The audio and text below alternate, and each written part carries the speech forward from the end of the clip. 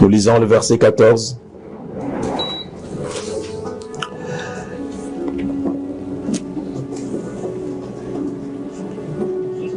Jusqu'au verset 22.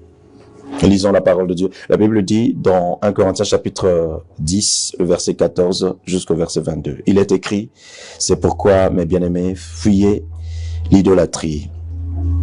Dans d'autres versions, c'est fuyez l'impudicité. Je parle comme à des hommes intelligents. Jugez-vous vous-même de ce que je dis. La coupe de bénédiction que nous bénissons n'est-elle pas la communion au sang de Christ? Le pain que nous rompons n'est-il pas la communion au corps de Christ? Puisqu'il y a un seul pain, nous qui sommes plusieurs, nous formons un seul corps, car nous participons tous à un même pain. Voyez les Israélites selon la chair. Ceux qui mangent les victimes ne sont-ils pas en communion avec l'autel? Que dis-je donc?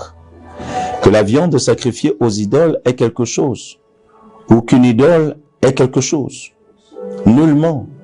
Je dis que ce qu'on sacrifie, on le sacrifie à des démons, et non à Dieu. Or, je ne veux pas que vous soyez en communion avec les démons.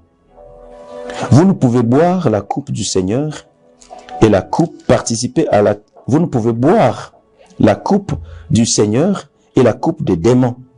Vous ne pouvez participer à la table du Seigneur et à la table des démons. Voulons-nous provoquer la jalousie du Seigneur? Sommes-nous plus forts que lui? Amen. Amen. Nous prenons le deuxième texte qui se trouve dans le livre de l'évangile de Matthieu.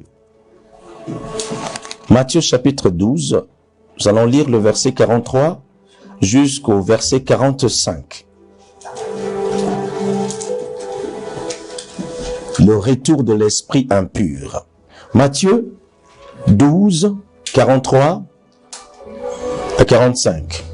Lisons la parole de Dieu. Lorsque l'esprit impur est sorti d'un homme, il va par des lieux arides, cherchant du repos, il n'en trouve point.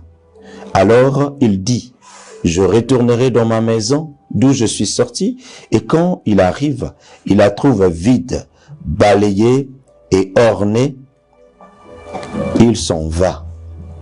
Et il prend avec lui 7 autres esprits plus méchants que lui. Ils entrent dans la maison, s'y établissent, et la dernière condition de cet homme est pire que la première. Il en sera de même pour cette génération méchante. Amen. Amen. Que Dieu bénisse sa parole. Je vous prie de reprendre place, s'il vous plaît.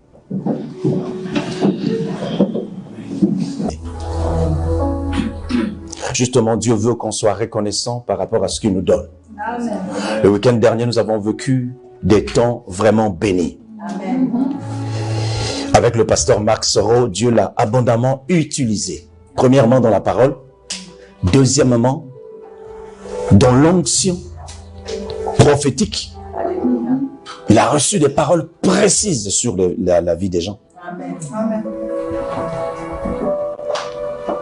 Et troisièmement, une puissance s'est dégagée où il a chassé des esprits. Il a chassé des démons. Et beaucoup de gens ont été délivrés. Depuis vendredi, samedi et dimanche. Nous l'avons vu. Qui n'a pas vu ça? Tout le monde a vu, n'est-ce pas? Et il a prié également pour les malades. Beaucoup ont été guéris. Maryse a témoigné qu'elle était guérie de son genou. Amen. Effectivement, elle se plaignait beaucoup avec son genou. Et depuis ce temps-là, elle ne s'est plus plainte de cela. Donc Dieu a agi. Amen. Amen. Le Seigneur est bon et le Seigneur a agi. Le Seigneur a libéré les captifs. C'est un grand travail que Dieu a fait. Alléluia. Je disais que c'est un grand travail que Dieu a fait. Amen. Il faut que le peuple soit conscient, que le peuple rende grâce à Dieu par rapport à ça. Amen. Parce que sous d'autres cieux, on ne vit pas la délivrance comme cela. Dans d'autres dénominations, c'est même interdit de prier pour les gens au nom de Jésus, chasser les démons, parce qu'ils ne croient pas à ça. Mais nous avons eu la grâce. Vous savez, la difficulté du travail de pasteur, c'est c'est de pouvoir être ce petit berger-là, sous la responsabilité de Jésus pour apporter des solutions aux gens. Et parmi les travaux que nous faisons qui sont difficiles, c'est vraiment arriver à libérer les captifs. C'est un travail difficile et laborieux. Il faut que l'onction du Seigneur soit sur toi et que le Seigneur soit avec toi et qu'il te donne sa grâce, que tu aies les dons prophétiques pour avoir le discernement des esprits, pour savoir quel esprit agit dans la personne et pouvoir le chasser, parce que ce qui est emmené à la lumière est vaincu. Amen. Donc lorsqu'on révèle ce qui est caché, cela va être vaincu et chassé. Amen. Amen. Amen. Mais ce week-end, je voudrais mettre un point là-dessus. Nous avons vécu la gloire de Dieu. Moi-même, j'étais là à ses côtés, j'étais dans l'expectative de ce que Jésus était en train de faire. Amen. Nous n'avons aucune puissance par nous-mêmes. Nous n'avons aucune force par nous-mêmes. Toute la force que nous avons vient du Saint-Esprit. Toutes nos sources viennent du Saint-Esprit. Amen. Et la beauté de Dieu, la grâce, l'amour, c'est que Dieu nous libère. Beaucoup ont été libérés. Vraiment. Et ça, c'est formidable. C'est génial. Mais voici. Aujourd'hui, nous sommes dans notre culte de sainteté. Et je voudrais vous parler de comment conserver sa délivrance. Amen. Amen. Amen. Par rapport à ce que vous avez reçu, aujourd'hui, nous allons parler de comment conserver sa délivrance. Est-ce que tu peux m'aider à dire à ton voisin de gauche comment conserver sa délivrance? Le voisin de droite, comment conserver sa délivrance? Alléluia. La délivrance, tu l'as obtenue. Non seulement tu l'as obtenue, tu dois savoir la conserver. Amen. Amen. Amen. Tu dois savoir la garder. La délivrance que Dieu nous accorde, ce n'est pas seulement par rapport aux démons. Parce qu'il y a des gens qui se disent, oh, moi je n'ai pas de démons, moi. Non, ce n'est pas par rapport aux démons uniquement. Dieu peut nous délivrer, libérer de beaucoup de choses. Amen. Amen. De la colère, des addictions, d'un mauvais caractère, d'une mauvaise façon de faire, d'une mauvaise attitude. Dieu peut nous libérer de beaucoup de choses. Mais ce week-end, Dieu a libéré beaucoup de gens. Et donc, le Seigneur, par ma voix ce matin, voudrait que tu apprennes, que tu comprennes, que tu sois consciente que tu as reçu de la part de Dieu. Amen. Ce qui est important, c'est que tu as reçu. Amen. Mais maintenant, il faudrait le garder. Il faudrait la garder. Il faut garder ta délivrance. Il ne suffit pas seulement de recevoir, mais il faut la garder. Pourquoi? Parce que Jésus-Christ disait aux gens qu'il administrait la délivrance, il leur disait souvent, allez-y, ne péchez plus, de peur qu'il vous arrive quelque chose de pire. Amen. Donc ça, c'est important de le comprendre. Et mon premier point que je voudrais faire avec toi, c'est celui-ci. Celui qui reçoit la délivrance et la perd est plus dangereux que celui qui n'a pas reçu la délivrance du tout. Oui. Vous savez pourquoi? Parce que Jésus a dit quand un esprit sort d'un homme et d'une femme, il va dans les lieux arides. Je vais développer là après. Amen. Donc, lorsque tu reçois la délivrance, tu es conscient que tu as reçu. Tu es consciente que tu as reçu. Garde-la. Garde ta délivrance. Et je vais vous partager quelques points qui vont t'aider à garder ta délivrance. Alléluia. Amen. Parce que ce qu'il ne faut pas oublier, c'est que Jésus nous a enseigné sur l'organisation du monde des ténèbres. Jésus nous a enseigné sur la structure du monde des ténèbres. Si vous lisez dans Matthieu, par exemple, le chapitre 12, le verset 25 à 26, il s'agit d'une accusation qu'on a portée sur Jésus parce qu'il avait guéri un homme qui avait un esprit sourd et muet, et donc on l'a traité de Belzébul. On a dit qu'il chasse des démons par Belzébul. Et Jésus leur a répondu dans Matthieu 12, 25 à 26, Jésus dit ceci, comme Jésus connaissait leurs pensées, il leur dit, « Tout royaume divisé contre lui-même est dévasté. Et toute ville ou maison divisée contre elle-même ne peut subsister. Si Satan chasse Satan, il est divisé contre lui-même. Comment donc son royaume subsistera-t-il? » Amen. Jésus nous enseigne quelque chose de fondamental ici. J'aimerais bien que Satan soit divisé contre lui-même pour que son royaume se croule. Mais Jésus nous dit qu'il est bien organisé et qu'il est structuré et que dans son monde, il fonctionne avec l'unité et la solidarité. Alléluia.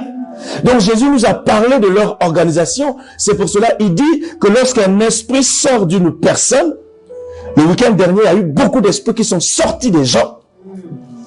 L'esprit va aller dans les lieux déserts, dans les lieux arides.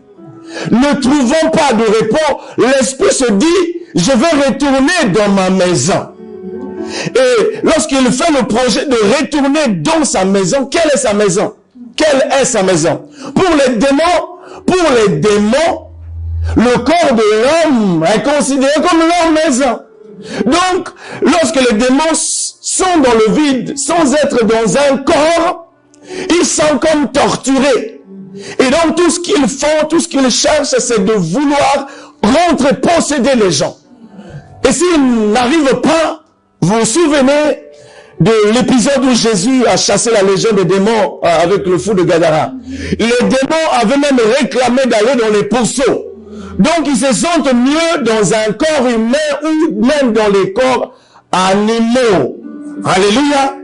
Donc il va dans le désert chercher du repos, il ne trouve pas, il dit je vais retourner dans, il dit non, ce n'est pas sa maison, l'homme n'est pas la maison, l'homme ne doit pas être l'habitation des démons, l'homme est l'habitation du Saint-Esprit, notre corps est le temple du Saint-Esprit. Dieu ne veut pas que nous soyons en contact avec des démons, parce que le diable envoie des démons, les démons viennent pour détruire. Les démons viennent pour déformer les gens. Les démons viennent pour arrêter la destinée d'une personne, ralentir la vie. Ils peuvent pas t'empêcher de vivre ce que Dieu a promis, mais ils peuvent te ralentir. Et ce qui est terrible, je dis ce qui est terrible, c'est que parfois même des chrétiens ont des démons.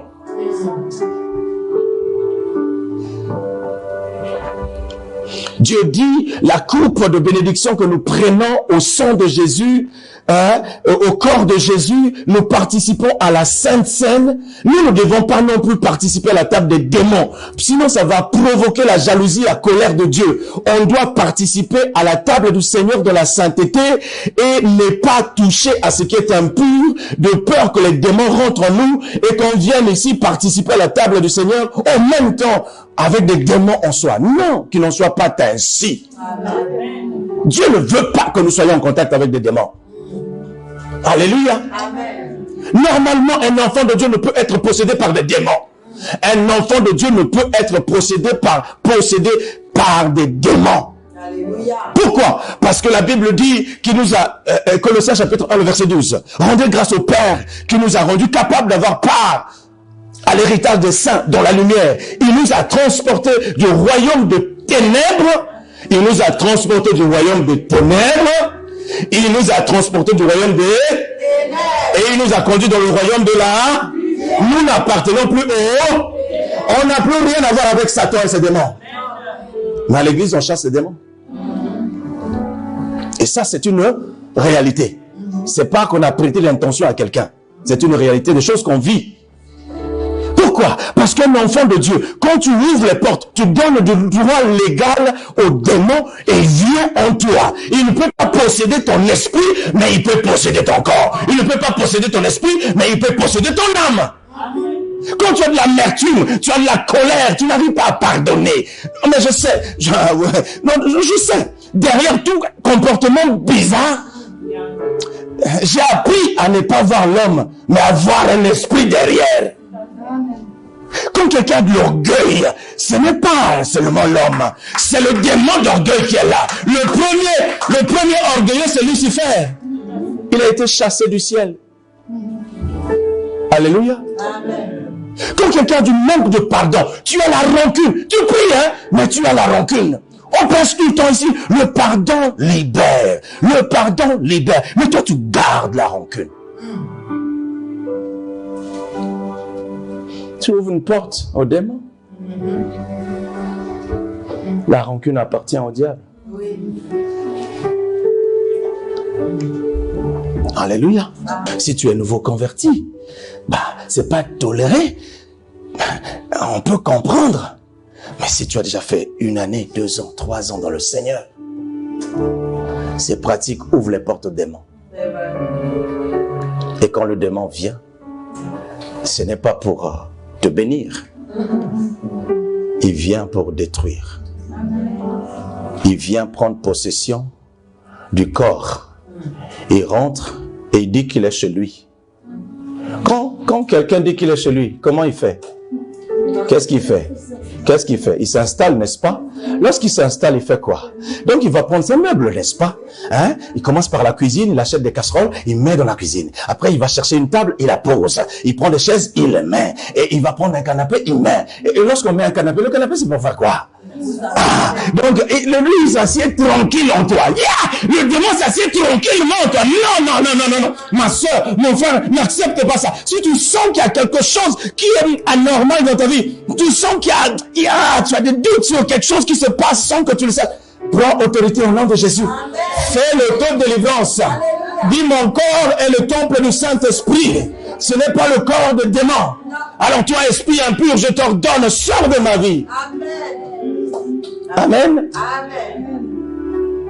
Et nous savons clairement que ce sont des péchés qui ouvrent la porte aux démons. C'est aussi simple que ça. Donc nous devons vivre dans la sainteté. Amen. Nous circoncire du péché. Alléluia. Amen. Et marcher dans les principes de Dieu. Amen.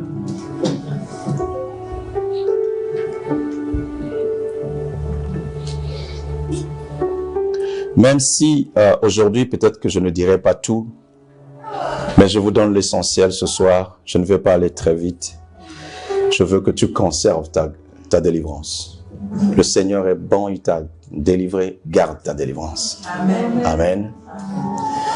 Église de Dieu, il y a parfois des choses que nous voyons qui sont étonnantes. Nous, enfants de Dieu, parfois, on n'est pas du tout solidaires, alors que nous sommes de la lumière. Dieu nous a tellement aimés et nous allons aller dans un ciel merveilleux au paradis. C'est vraiment wonderful. Là-bas, on vivra sous le même palier. Et sur la terre ici, dans l'église, parfois, on n'est pas du tout solidaire. On n'est même pas du tout soumis. On ne respecte même pas les autorités que Dieu a établies. On n'a aucun respect. On n'a aucun honneur envers les supérieurs ou les uns envers les autres. On n'a aucune solidarité. Aucune solidarité. Quelqu'un a faim. On n'a aucune solidarité. Les démons ont la solidarité. Ils sont soumis les uns envers les autres. Ça m'étonne, ça me fait mal. Dieu dit un royaume divisé contre lui-même ne peut subsister. Donc le diable, Satan, il est uni. Il a un système où les chefs qu'il a établis, ces chefs sont respectés. Parce qu'ici, il y a un démon qui dit, quand il sort d'un homme, il va dans les lieux arides. Il va chercher quoi? Il rôde, il trouve pas du repos. Il dit, je vais retourner dans ma maison. Mais il sait que peut-être dans cette maison-là, on l'a balayé, on l'a orné. Donc il dit, je vais chercher cet autre esprit plus. Et frère, sœur, depuis qu'on est ici, est-ce que tu sais qui est supérieur à toi, qui a telle capacité, qui peut t'aider dans tel domaine? Pourquoi? Je vais me soumettre à lui? Lui là? Non. Est-ce que tu sais qui prie abondamment, qui peut t'aider dans ta situation? Ça, on n'a pas. Même les fourmis ont un sens d'organisation. Les fourmis sont chefs, le peuple sont force. Ils sortent ensemble, chacun sait ce qu'il doit faire. solidaires. Les démons soient solidaires. Mais les chrétiens, quelqu'un fait une erreur. Alléluia. Frères, sœurs, le monde de ténèbres est uni pour faire du mal. Satan est uni pour faire du mal. Et nous, on a l'autorité que Christ nous a donnée. Si nous comprenions les principes de Dieu et que si nous initions dans cette terre ici, Jésus serait déjà revenu. Parce que notre unité allait accélérer le retour de Jésus. Le retour de Jésus. Il y a qu'à voir, il y a combien d'églises à Genève? On va évangéliser à combien d'églises? Chacun fait sa cuisine comme il veut. Mais nous sommes en mission. Toutes les églises sont en mission. On doit s'organiser, faire un grand mouvement comme les gays. Les gays le font. Une fois, ils nous ont bloqué toute la ville pour faire leur défilé. Les chrétiens ont fait un défilé quand? Non, ça commence déjà par des petites structures, hein, par l'église locale et ensuite dans toutes les églises. On n'est pas unis du tout. On n'est pas solidaires. On laisse chacun se battre comme il peut, comme il veut. Ça ne doit pas être ainsi. Jésus a dit, le monde ne vous enseigne-t-il pas? Le royaume de ténèbres même nous enseigne. L'esprit dit, je vais chercher 7 autres plus méchants. Donc il sait. Il sait que l'esprit X est plus méchant, l'esprit Z est plus méchant, l'esprit C est plus méchant, l'esprit D est plus méchant. Il compose 7. Il dit, les 7 là. Et puis les 7 ne disent pas, oh, toi, tu n'as pas pu vaincre la dame là, il fallait que tu rentres. Les 7 ne disent pas. Il dit, non, viens. Alléluia. Il dit, on vient. Il vient pour faire quoi? Pour détruire une vie. Mais nous, Dieu nous a donné l'onction pour sauver des vies. Mais on n'est pas unis. On n'est pas soumis. On ne sait pas qui a tel potentiel. On ne sait pas. Parce qu'on ne veut pas le savoir. Justement, parce qu'on ne veut pas se soumettre à un frère qui a plus d'onction que nous. Pourquoi? Pourquoi? Lui? Oh non. On le méprise. Ah, pas lui. Ah, quelqu'un d'autre, pas lui. J'aime pas sa tête. Mais tu veux aller dans quel ciel?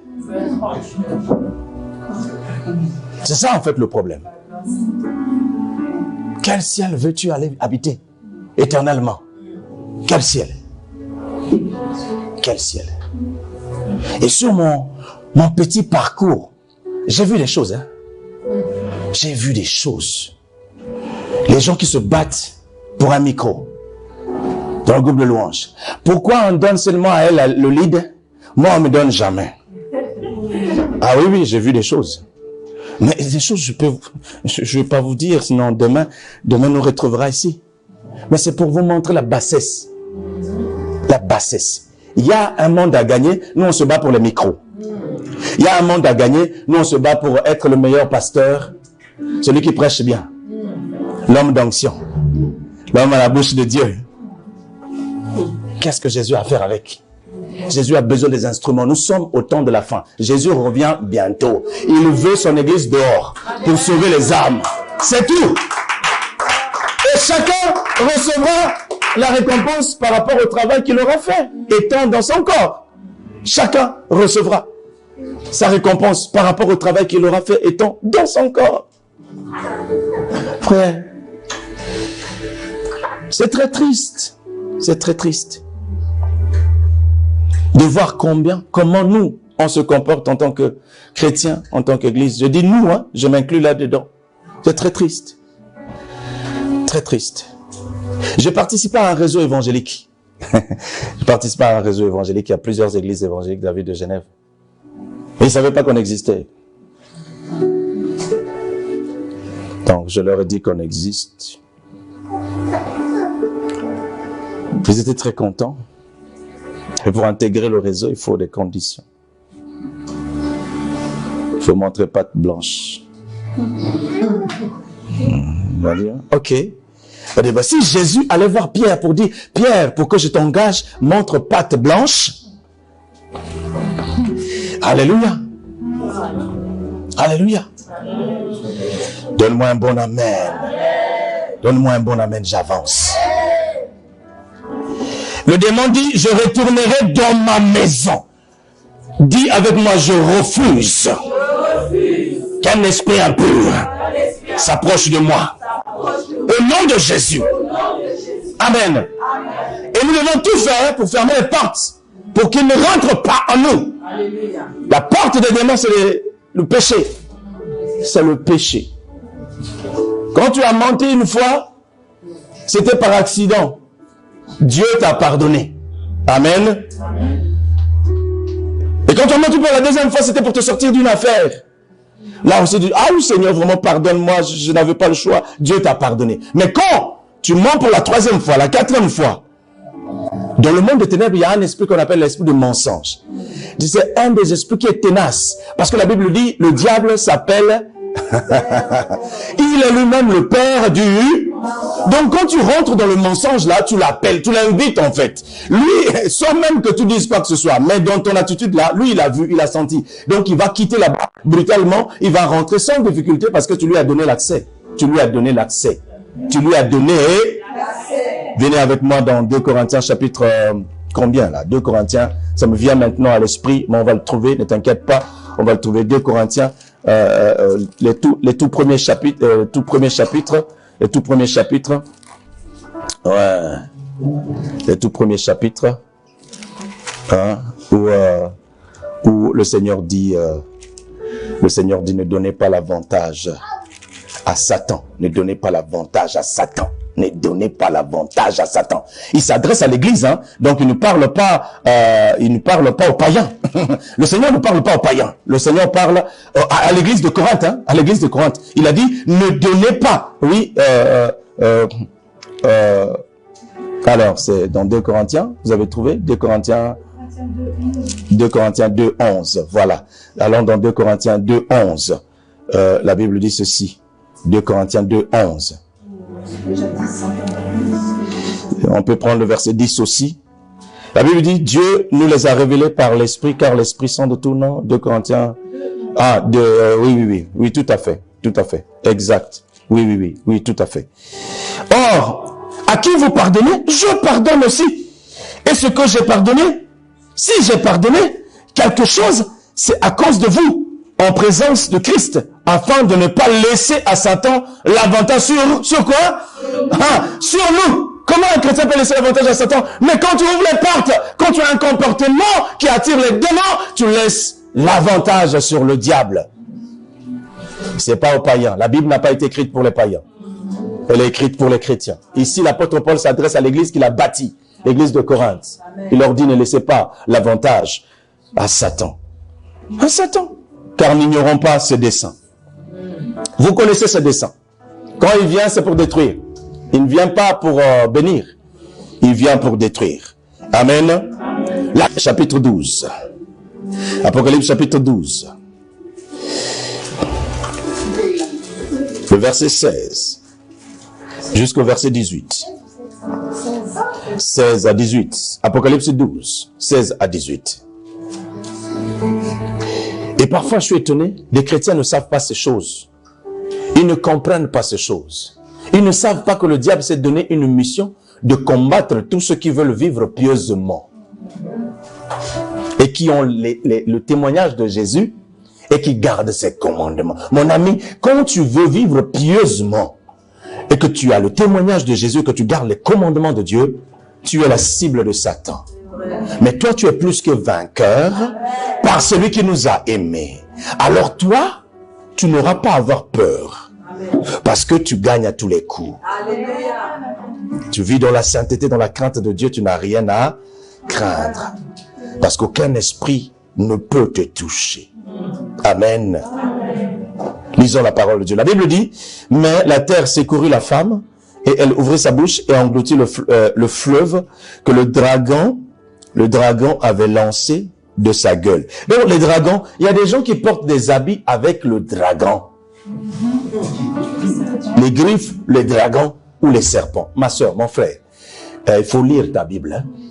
Le dragon, c'est le signe du diable, hein, clairement. Donc si tu mets un habit avec un dragon, tu es en train de véhiculer un message. Clairement. Il met la croix. Qu'est-ce que tu as avec la croix? Pourquoi tu ne mets pas un t-shirt avec la croix? où écrit Jésus dessus. C'est quoi le problème? Pourquoi on prêche le diable? Le monde le prêche déjà suffisamment le diable, n'est-ce pas? Il y a des chrétiens qui portent des t-shirts comme ça. Adener, à une époque, il vendait du riz. Bon, voilà, quelqu'un s'est reconnu. Quelqu'un s'est reconnu.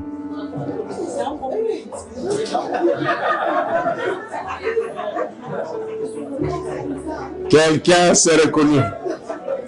Le riz est moins cher. Le riz est de bonne qualité. Mais il y a un dragon dessus. Tu fais comment? Tu fais comment? Tu pries dessus. Avec un signe clairement du dragon. Ah, mon ami, je ne mange pas riz. Ah oui? Si nous mangeons, nous n'avons rien de plus. Si nous ne mangeons pas, nous n'avons rien de moins. Tout est permis, mais tout n'est pas utile. Moi, je grandis dans la foi. Je sais que ce qui est au diable, je ne touche pas. Il a dit, ne touchez pas à ce qui est impur. Je vous accueillerai. Son riz essuyé. Ah ouais. Il porte la marque de dragon. Le dragon, c'est le diable. Tu ne sais pas les incantations qui ont été faites derrière. Pourquoi? Oui, la sanctification va jusqu'à là. La sanctification va jusqu'à ce que tu achètes au marché ne rentre pas dans ta maison sans que tu laisses sanctifier. La sanctification va jusqu'à déclasser certains articles qui sont clairement... Nous, on avait le parfait Yves Rocher avant. Yves Rocher. Quelqu'un connaît? Bah, va. Ça sentait bon. J'arrivais à faire des mélanges. Ah, moi, j'aime la chimie. Moi, je mélange. Et je sors une senteur extra. Mais, ils font les pendules et les incantations sur tous leurs produits. On leur a écrit, on ne reçoit plus vos produits, on ne reçoit plus. Ma femme est là, on n'a plus Yves Rocher. Vous faites incantation. Nous, on est avec Jésus. Il y a personne en Jésus qui peut créer un parfum qui dépasse Yves Rocher. Mais il faut qu'on se lève aussi, il faut qu'on travaille. Heureusement qu'on attend l'enlèvement, hein. Mais parce qu'après l'enlèvement, personne ne pourra acheter ni vendre sans avoir la marque de la bête, le chiffre de son nom et son code. Amen. Amen. Dieu ne veut pas que nous soyons en contact avec des démons. Tout ce qui est déclaré clairement du diable, on le rejette. Si tu dois dormir affamé, dors affamé. Mais crains Dieu. Amen. Ce n'est pas un riz qui va te... Tu vois? Mets-le loin.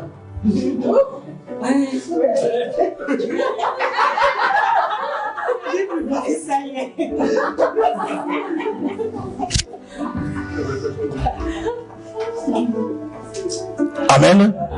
Voici, la Bible dit, et le dragon fut irrité contre la femme, il s'en alla faire la guerre au reste de sa postérité, tu es la postérité de la femme. Amen. À ceux qui gardent les commandements de Dieu et qui retiennent le témoignage de Jésus. Il s'étend sur le sable de la mer. Qui a été à la mer se bronzer? Qui a été à la mer, à la plage, aux Maldives, aux Seychelles, à l'île Maurice, aux Grands Canaries, en Espagne? Hein? Qui a été? Ne crains pas la plage. Il n'est pas là-bas, tu ne me trouveras pas en personne. Mais son esprit est là. N'est-ce pas que dans les îles, il y a beaucoup de prostitution? La séduction du diable. Vous connaissez Ibiza, non? Voilà. Une île dédiée spécialement pour la débauche. Ça, c'est connu de tous, n'est-ce pas? Ben voilà. Ne va pas là-bas en vacances. Va ailleurs. Il y a beaucoup d'endroits dans le monde. Mais va à Sao Tomé et Principe. Il y a des plages là-bas aussi. Où tu vas au Congo? Sur le fleuve Congo. Il y a aussi des bancs de sable. À Maluku-Tchekele.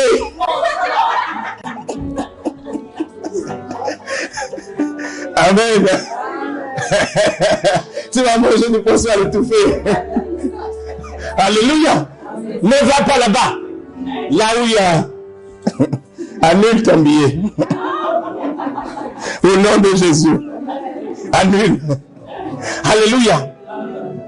Le diable combat ceux qui gardent les commandements de Dieu et qui retiennent le témoignage de Jésus. Depuis que tu as été délivré, tu constateras que tu vivras plus de tentations, d'attaques qu'auparavant. Pourquoi? Parce que ce démon-là cherche à revenir. Il cherche à revenir. Il cherche des portes.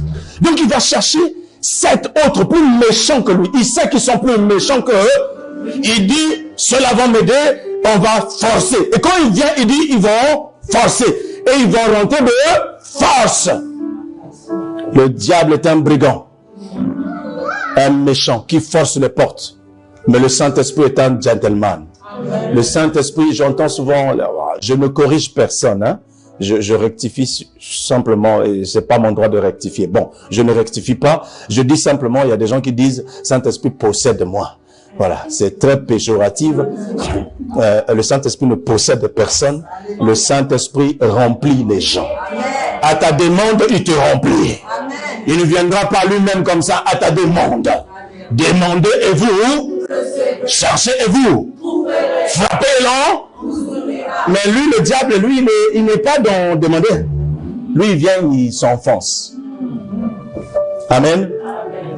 Un jour, on va au mariage d'une sœur avec laquelle on servait le Seigneur. Elle s'est mariée, c'était une bonne nouvelle. On est allé. On a fait la cérémonie à l'église, on a fini et on s'en va à la soirée. On arrive à la soirée. Il fallait se servir, c'était un self-service, on s'est levé, on allait se servir. Moi je me lève, je vais me servir avec mon assiette, je reviens m'asseoir, je sens quelque chose dans ma jambe gauche. Elle dit, ok, peut-être que mes muscles sont un peu tendus. Je rentre à la maison, ça s'intensifie. Au point que la douleur était intense. J'ai dit, ça c'est anormal. J'ai dit, il y a quelque chose qui ne joue pas. J'ai dit, Seigneur, dis-moi, qu'est-ce qui se passe dans ma jambe? Et là, dans mon esprit, je reçois clairement que tu as été attaqué par un démon dans la fête des chrétiens. Tu as été attaqué. Alors, il faut prendre autorité. J'ai pris autorité. Comment tu sais que c'est un démon? Comment tu sais? Voici la preuve. J'ai pris autorité au nom de Jésus. Il dit, démon d'enfer, tu lâches tu t'en vas. 2 minutes après, ma jambe a retrouvé son bon point. Amen. Complètement guéri. À votre avis, c'était quoi? C'était juste une douleur? Ils attaquent à tout azimut. C'est pour cela que tu dois fermer tes portes. Tu ne dois pas garder tes portes ouvertes. Alléluia. Amen.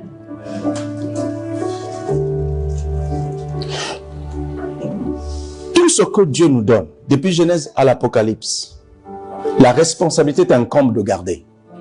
Alléluia. Donne-moi un bon amen. Amen. Tu dois garder tout ce que Dieu te donne. Que ce soit la parole de Dieu qui te donne aujourd'hui, garde-la. Tu as la responsabilité de garder ce que Dieu te donne. Amen. Ne faites pas comme Adam. Dieu a planté un jardin en Éden. Il a pris l'homme qu'il avait créé, il a mis dedans. Pour faire quoi? Pour cultiver et pour garder. Adam n'a pas gardé le jardin. Un être est rentré dans le jardin. Et qu'est-ce qui s'est passé? Lui-même, il s'est retrouvé dehors. Quand tu ne gardes pas ce que Dieu te donne, tu te retrouveras dehors. Je ne sais pas si tu as compris.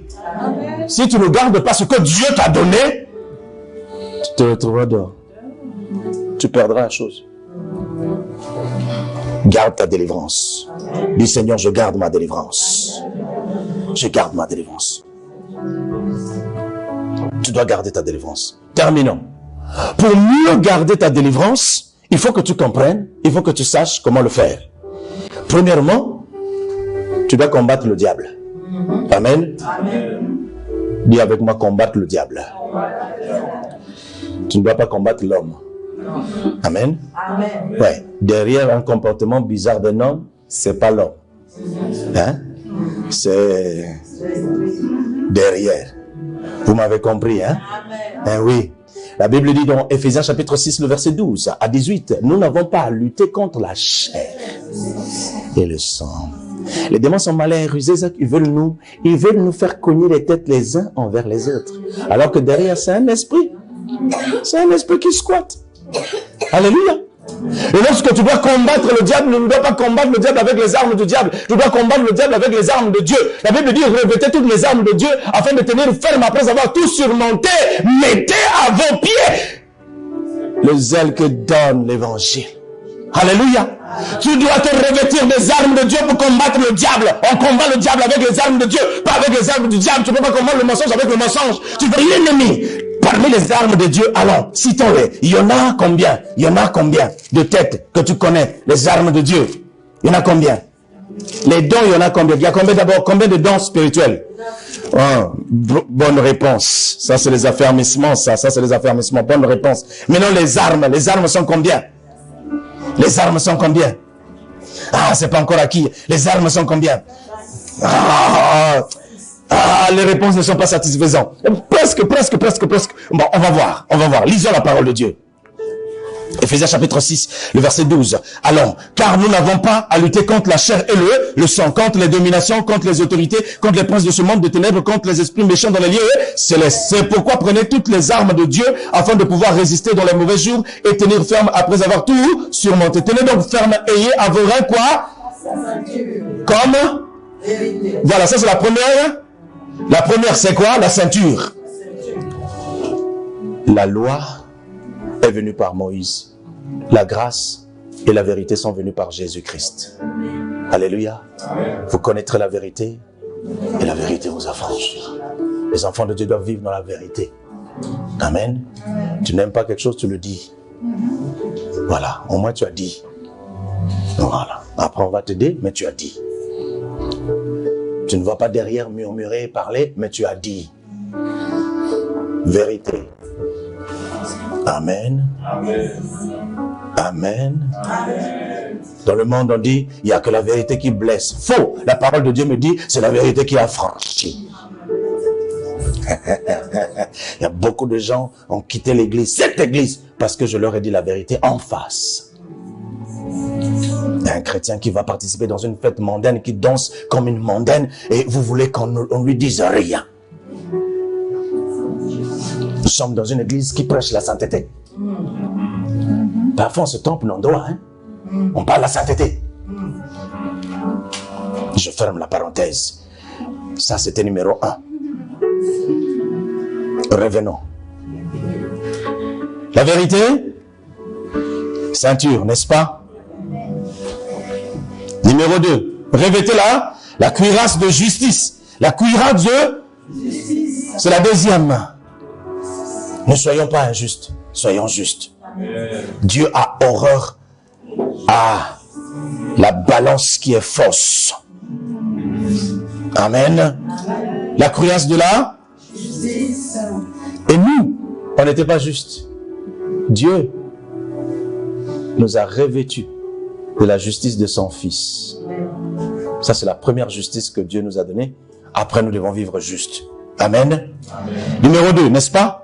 Mettez pour chaussure à vos pieds le zèle que donne l'évangile de paix. Numéro 3, c'est le zèle. Le zèle. Le zèle, c'est de se préoccuper pour les choses de Dieu. Amen. Amen. Mais pas le zèle amer.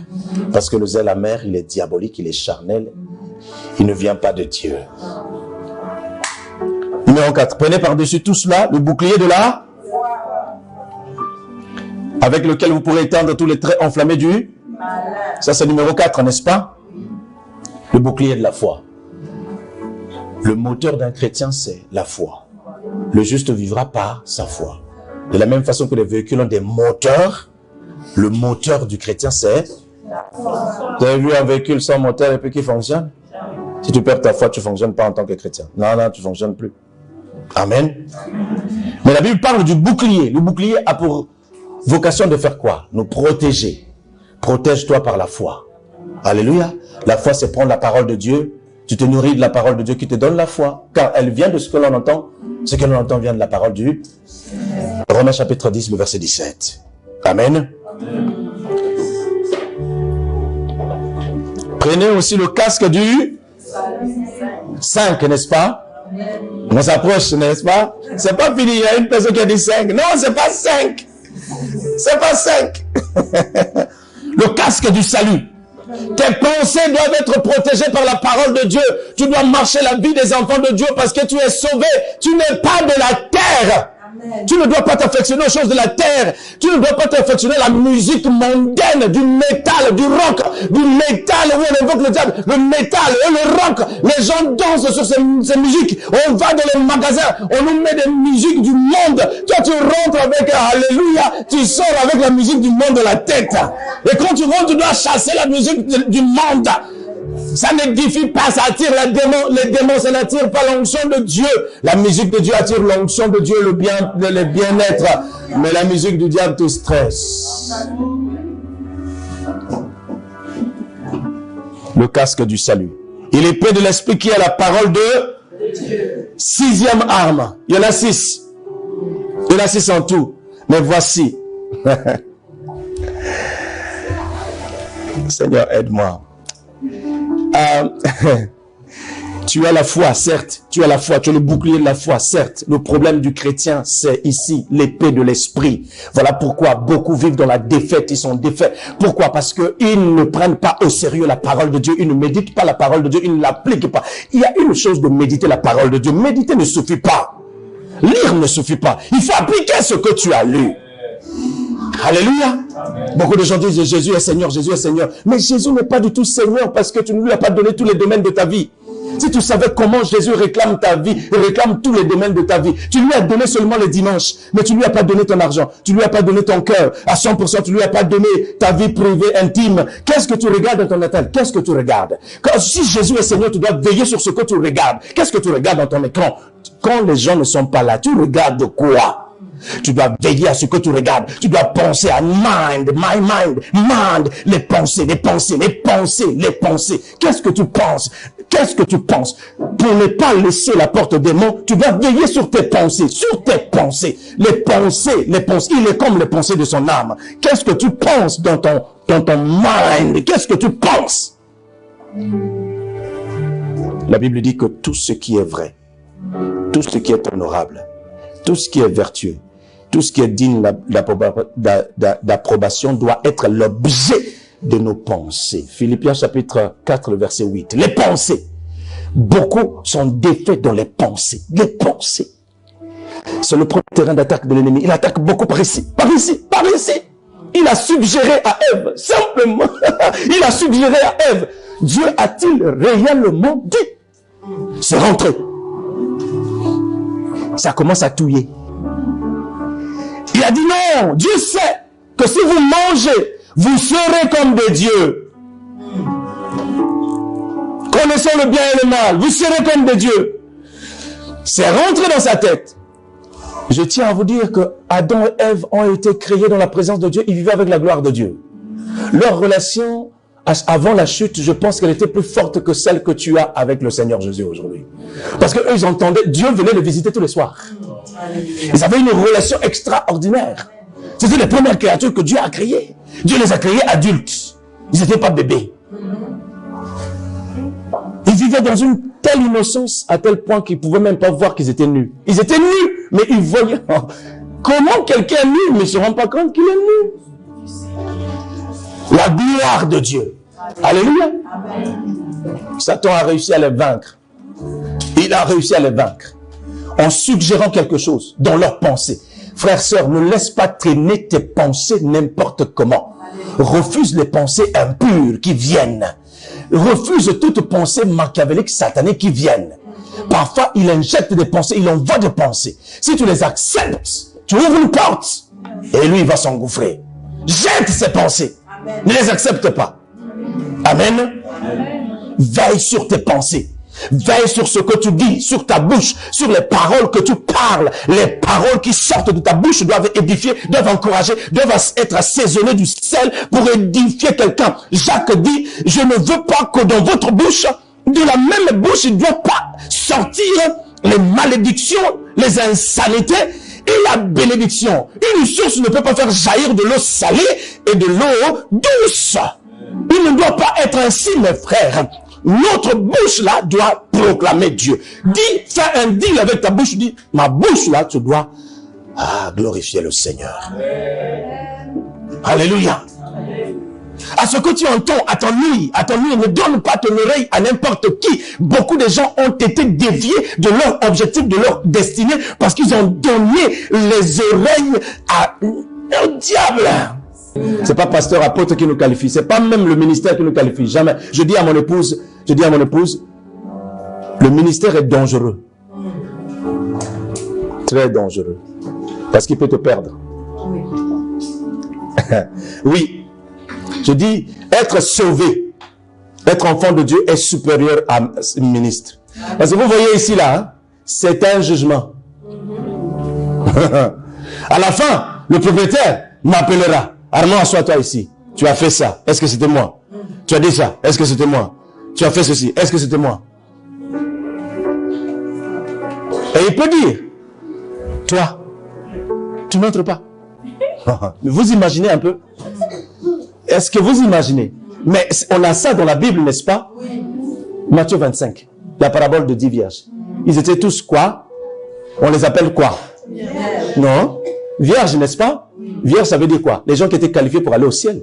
C'était pas des païens. Pourquoi 5 sont rentrés, 5 ne sont pas rentrés? C'est pas une blague. Frères, sœurs, c'est pas une blague, c'est un jugement. C'est pour cela qu'on doit faire très attention. N'accepte pas n'importe quelle pensée. Ne donne pas ton oreille au diable, à n'importe qui vient souffloter, qui vient parler. Elle va laisser traîner ses oreilles. Le serpent a parlé. Ils se sont retrouvés dehors de l'environnement que Dieu leur avait donné. Dehors du jardin. Dehors du paradis. Le paradis, oui, le paradis, d'abord il était terrestre. Avant d'être céleste. Amen. Je termine. Veille à ce que tu fais. Tes actions. Tes actions et tes réactions. Veille à ce que tu fais. Pour ne pas laisser la porte aux démons. Veille à ce que tu fais. Voilà comment on conserve sa délivrance. Pour conserver ta délivrance, tu dois combattre l'ennemi avec les armes de Dieu, pas avec les armes du diable. Veillez sur ta pensée, sur ta bouche. Veillez sur tes oreilles. Veillez sur tes actions. Veillez sur tes réactions. Et vivre dans la sainteté. Vivre dans la sainteté en fermant les portes au péché. Que Dieu vous bénisse abondamment. Amen.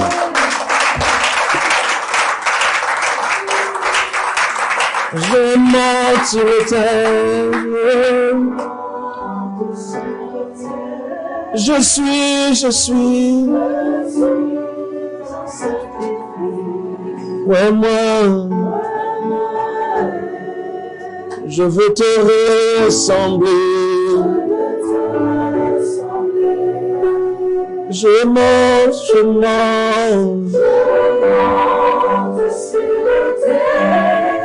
Je suis. Brise-moi.